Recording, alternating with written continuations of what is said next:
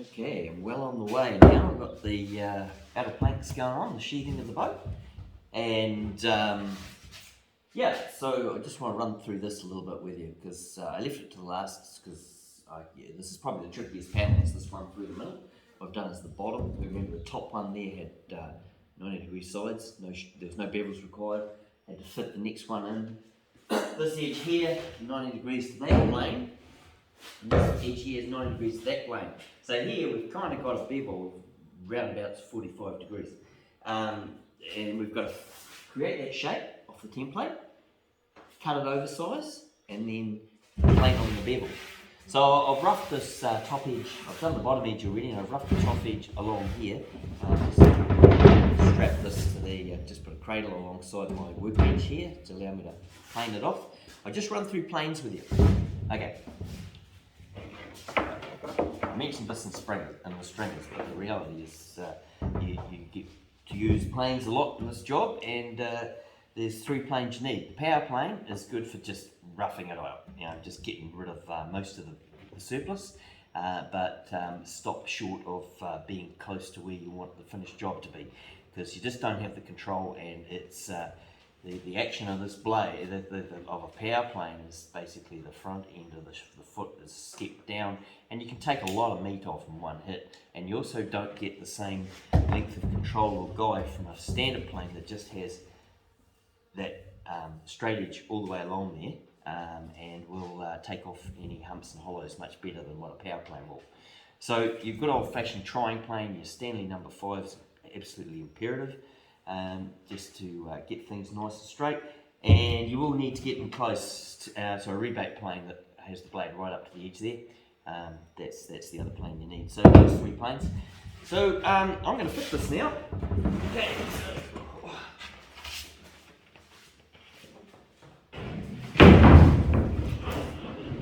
I've got some chocks, just little blocks of plywood. Hold it up there for me.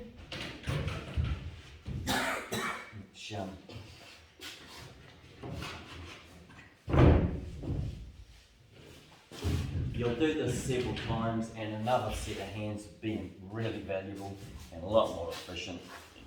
It's not great building a boat by yourself, but hey, it's what it is. So anyway, so I've got that bottom edge already fitted. See how I have those so that I can spin it around and it goes below that edge, and I can spin it up again. Okay, so that's all held in there nice and tight. You see this edge here is perfect, absolutely perfect.